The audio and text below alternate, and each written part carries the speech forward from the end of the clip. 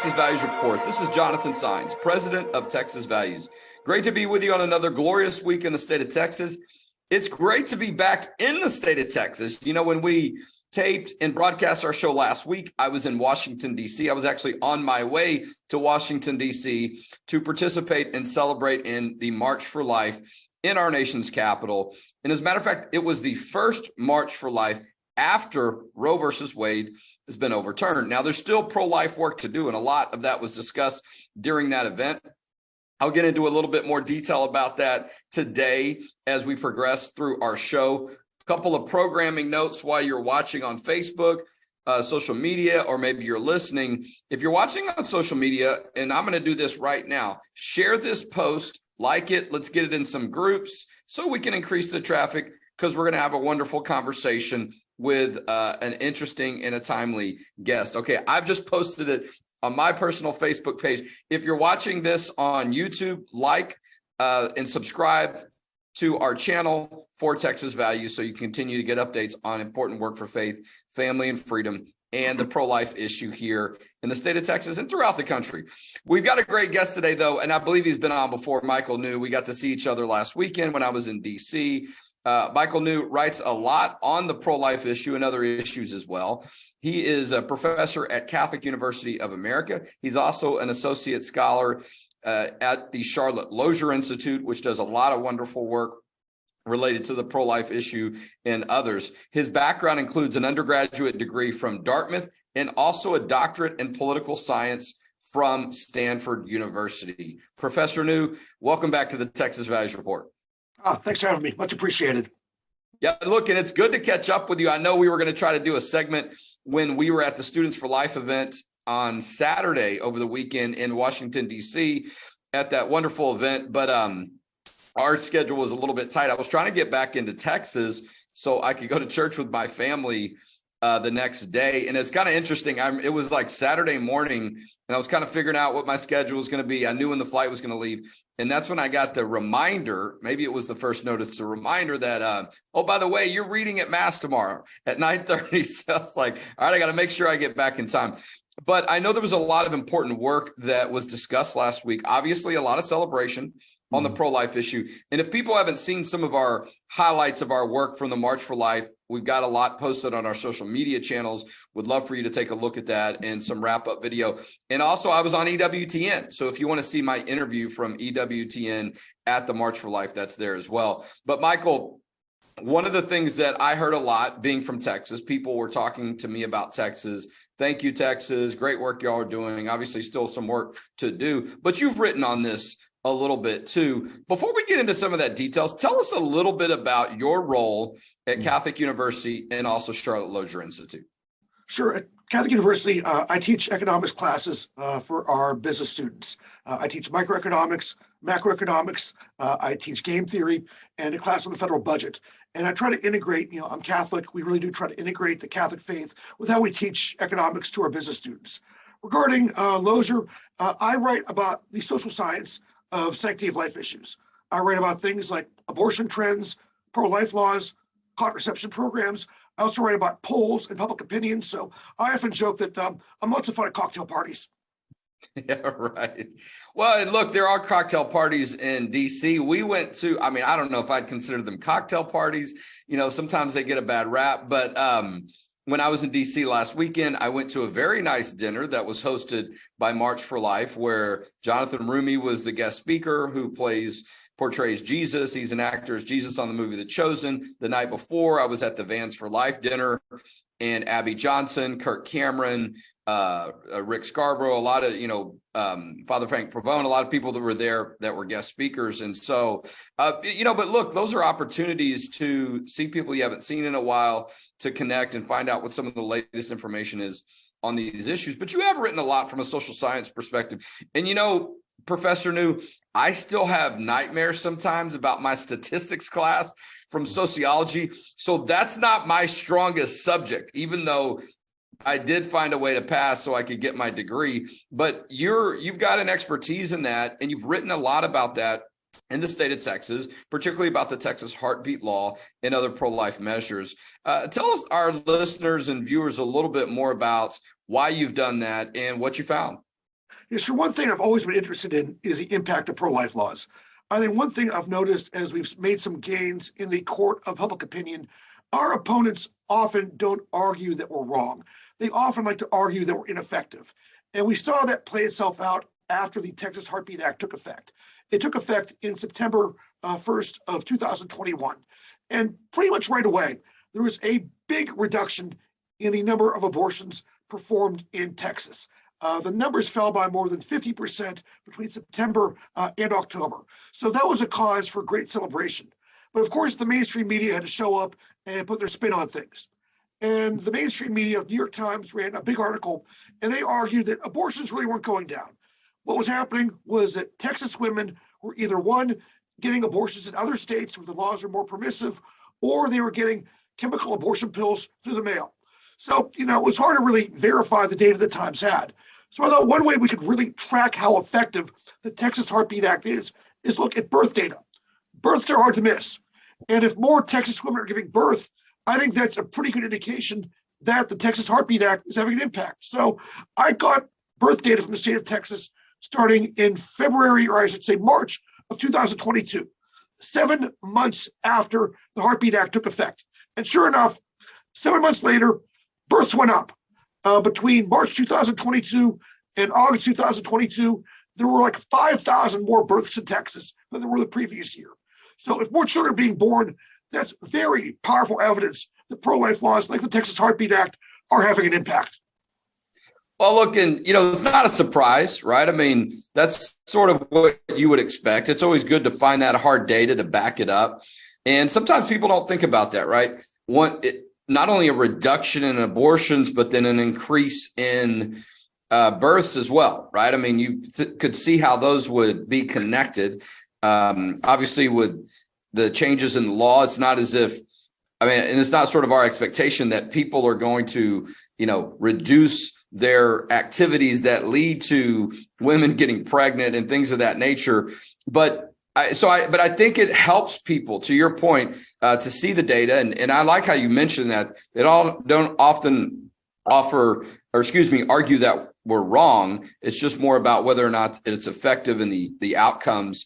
And so, and I like the data too, because as much as I work on this issue, I know there are people that don't always pay attention to it. And so they can be skeptical.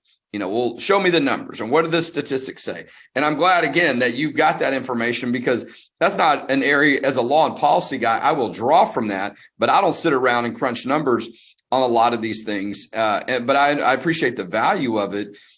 But also you think about those numbers, those are lives saved or lives being born, however you want to talk about it. I mean, one is important, but you see how those numbers add up. And I think more people are involved in the conversation on these issues than before, right? I mean, before Roe versus Wade was overturned, there were probably a lot of people that didn't think about it as much. It didn't matter that much to their life, because to them, the law was settled. The court had settled these issues. And so no reason to think about it anymore. And they could sort of be just dismissive of it. Now, I think more people are thinking about it and they're curious, right? And they're, I see some of the same arguments that were used 10 or 15 years ago that people are trying to regurgitate that don't work. One of my favorite ones is when people say, well, men should not be able to talk about this issue. And, men shouldn't have an opinion on this issue because it's a woman's issue. And I'm like, okay, so no man should be involved in the decision on this or the discussion. And I'll say, are you aware of the sex of the Supreme Court justices that decided Roe versus Wade? They were all men. Why was it okay for them and not myself and you included, Professor New? But again, more people involved in the conversation, and many of them are going to look for hard data. But as you know, we're in the middle of our legislative session. And for lawmakers, a lot of times that's what they're looking for. Show me the data. What does the data show? And one of the reasons why we want to show them that data is because we're working on making sure we protect this fund called the Alternatives to Abortion Fund, which allocated $100 million to pregnancy centers. We want to see that number increase. We know the demands on these pregnancy centers that are nonprofit are going to increase. We know there are going to be more babies being born. And so I think that can be encouraging. And so I'm curious too, what is the feedback that you have gotten, whether it's people on the left, right, or whatever they are on this issue, when you put that data out, particularly about Texas? I had that study come out with the Lozer Institute back in November of 2022, and it got very, positive comments. Most pro-life people are always very happy to see good hard data that kind of verifies the impact of pro-life laws and pro-life policies. Our opponents really didn't criticize it that much. In fact, I would go so far as to say they didn't criticize it much at all. I mean, it's really hard to argue against kids being born. The fact that more children are born is a good thing. And, those children's lives are valuable. And it really did not get much pushback at all from the other side.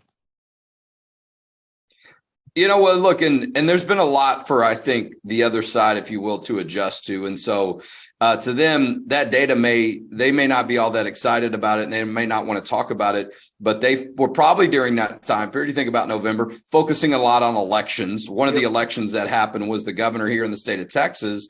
And that campaign was very much focused on the life issue, right? Beto O'Rourke was a very pro-abortion candidate.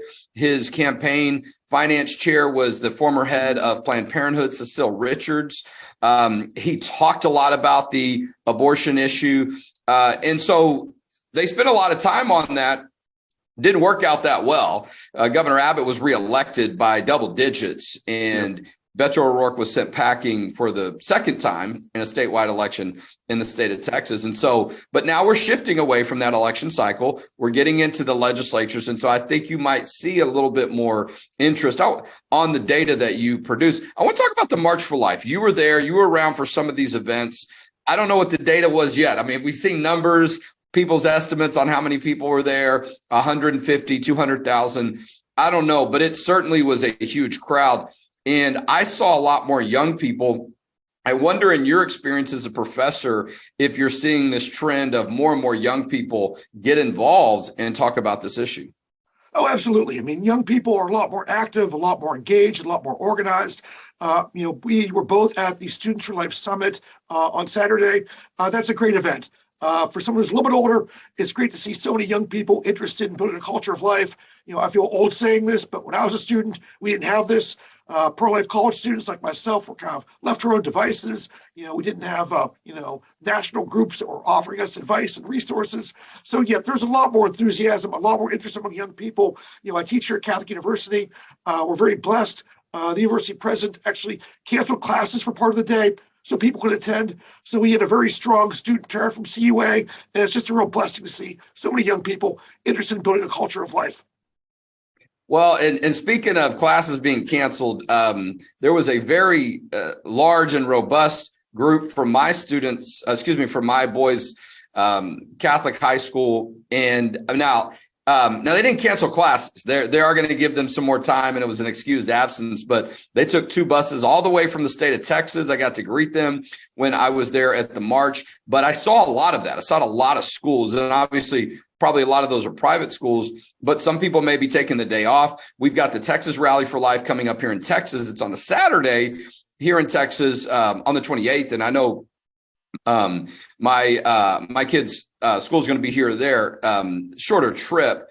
But, I think this is history, right? When you think about the role of a professor, you think about the role of the university, these are current topics happening for Catholic University, right around the block. I mean, it's not around the block. I mean, there's a little bit of distance. I have been there, but it's close by, right? I mean, this is when you had a case like Roe versus Wade overturned. This is something to be written about for quite a long time. And I think that can help students connect a little bit more. I'm curious too, as we look at some of that data from the state of Texas and we see more of it, and sometimes misused. What is your thoughts on where the focus could be helpful for lawmakers as they're thinking about not only protecting these pro-life laws, but seeing that, to your point, there's going to be an increase in births, and that means families that are going to have those needs moving forward, and to create an environment and opportunities to support those lives that are being born. Yeah, I think that we still have our work cut out for us, even in states like Texas that have very good policies. We still need to fund alternatives to abortion. We also need to advertise it. Women who are pregnant can still sometimes go to other states and obtain abortions elsewhere. but if they know there's good life affirming resources close to where they live, they may carry that pregnancy to term. That child may live. So we need to both fund these things and promote them. And we also just need to be very vigilant about chemical abortions. It is possible that rules can be broken and that laws can be broken and that women can obtain these dangerous chemical abortion drugs through the mail. So those laws need to be enforced, and women just need to know about the dangers of chemical abortions. There's a complication rate for chemical abortions is 4 times higher than that for surgical abortions. So the CDC released new data since 2000. I think there have been 28 deaths due to the chemical abortion pill. This is what we know. So we still need to do kind of education, service, legislation. The battle is far from over. Well, and look, you might find yourself getting an invitation for us to come to Austin during our state legislative session, whether it's at a committee hearing, whether it's in a private meeting, because again, I think the work that you do, the expertise of it is so beneficial. It's so helpful, and it's timely. These issues are happening right now. So I'll be back in touch with you on that. That might be coming soon. And because I'm enjoying the work that you do in the conversation, but I'm also, and I want to say we appreciate how you've been able to highlight some of the work that we've done, some of the work that's happened in the state of Texas, and hopefully that'll benefit other states. And so we appreciate you coming on again to be a guest on our Texas Values Report. We thank you for the work that you're doing. We'll continue to amplify that. And we appreciate your continued courage and presence in the pro-life work. And so thank you so much, Michael New, for being our guest today on the Texas Values Report. Thanks for having me. Much appreciated. Well, it's great to have Michael on. Like I said, I saw him last week. I got about 5-10 minutes left as he exits. I want to tell you a little bit more about my trip. But I wanted you to hear some of that because it's not always as flashy or as interesting. You start talking about numbers and statistics, and the abortion issue is very much a life and death issue. Okay. It's an emotional issue, right? And so sometimes there can be a lot of focus on that, and that makes sense, right? We understand that, but there is a lot of data to back up into this that's relevant to this discussion as we move the issue forward, right? We move from not only, okay, now we have a law in Texas that protects babies completely from conception until birth, but also as we move forward, we look at, okay, so what's that going to mean now for Texas, right? Now, some people are going to want to change those laws. I don't see any chance of that happening. So we'll keep our eye on that, but we can legitimately start focusing on now how we prepare to have a comprehensive culture in the state of Texas to protect life. The Alternatives to Abortion program is not just for the baby in the womb and the mother during that 9 months. It can be extended as far as until the child is born and 3 years later. It's quite lengthy, if you will, in its approach and in its protection and support. I don't think a lot of people realize that, right? We're encouraging other states to take a look at it, not because we think everything we do in Texas is better than other states. It's because we've seen value in it. It's had an impact, and we think the time is now to have more of these type of programs throughout the country. And so we're encouraging other states to consider doing that. Contact our office if you want to know more about it. And we did a great segment on this at our policy forum last year. If you go to our YouTube channel and our social media channels, we've got a great video summary and some details from that panel. Included in that panel was the director of the Texas Pregnancy Care Network, which is a private entity that is one of the largest recipients of that funding for Alternatives to Abortion. And that group turns around and also gives the money to nonprofits that are helping women and babies every day on these issues. And that's diapers, that's car seats, that's leads for jobs. Sometimes that's for rent money and different things to make sure that the women and their families and their babies can be protected and supported during that time. And you're going to see a lot more work on that during the legislative session. We'll be supportive of that as well. The budget debate and discussion is going to be coming up very soon, and you'll see updates from us. But I had a wonderful trip, okay? If you didn't see some of the time there, we've put together a couple of highlight videos, compilations, some B-roll outtakes of some, funny, interesting, or embarrassing moments. Okay, I didn't do karaoke while I was in D.C., or if I did, it's not on video that I know of. But I had a great time, and a lot of people from Texas were there. We had a booth at a couple of different events. We marched in the march, and I was able to do an interview on EWTN, which is Eternal World Television Network. It is mainly a Catholic entity, but it's an international news channel that I don't know how many millions of people they reach. But I didn't take this sign, but I did hold up another sign that we're going to be producing for our Texas March for Life. You can kind of see this one. Of course, the classic "Come and Take It." This is our Texas Heartbeat Law sign. But I held up another sign at the interview that said Texas is pro-life, to remind people of that, but also to be an encouragement and to talk a little bit about what the future looks like for the pro-life movement, particularly for the state of Texas and where we're going. And there's reason to be encouraged. There's reason to be joyful about this. This is good that we're moving in this direction. That doesn't mean that our work is over on the life issue, because in many ways, the people that are very supportive of abortion are more riled up and upset than they ever have been, because they sort of didn't see Roe versus Wade being overturned coming. They had some idea that it might happen, but I still think many of them were in shock. And so now they're trying to regroup and figure out what their strategy is going to be next.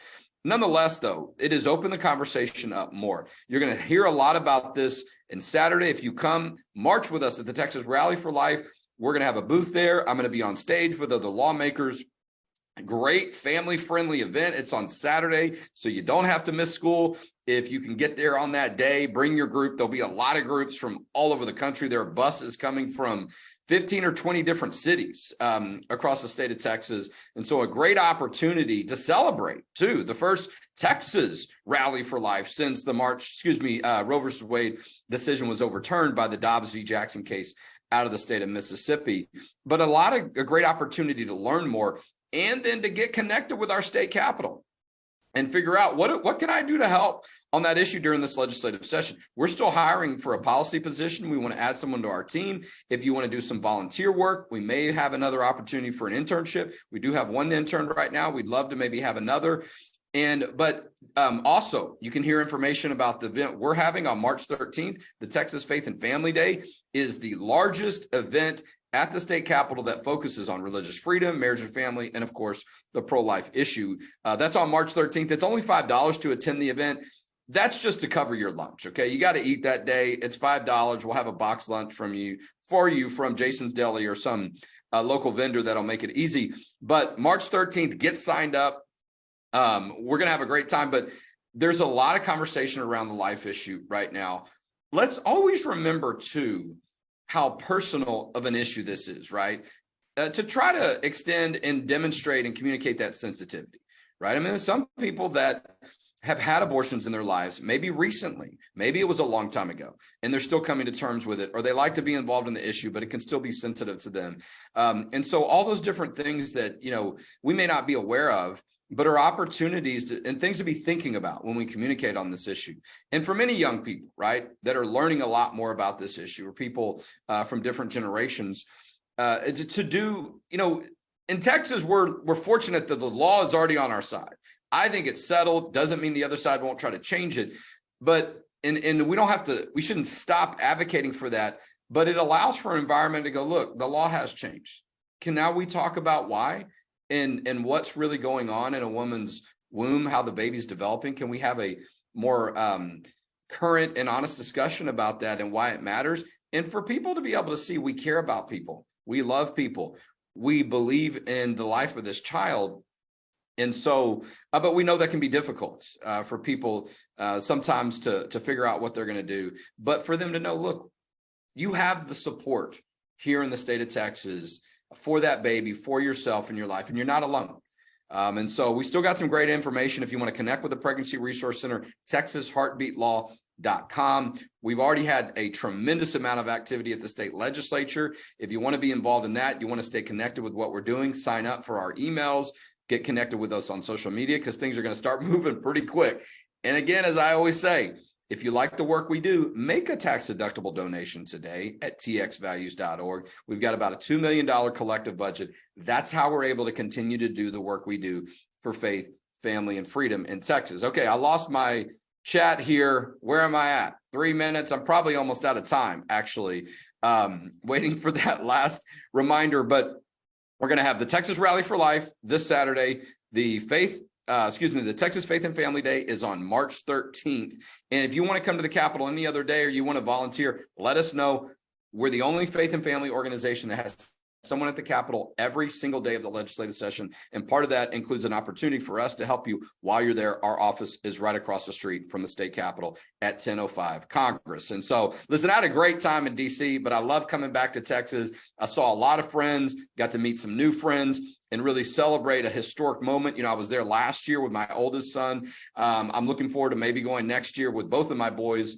If you haven't done it before, that is a wonderful trip, and you won't regret it. And so we took some new people with us too, as a matter of fact. But listen, things are going to start moving quickly on the work we do. Save Women's Sports, gender modification, pro-life, religious liberty. You're going to want to stay updated. We're going to have some trainings coming up soon. Texas Legislative Advocacy 101 and 102, like we did last legislative session. So you can be equipped on you together with us. You can help us protect faith, family, and freedom in the state of Texas. And we'll talk to you next week on the Texas Values Report.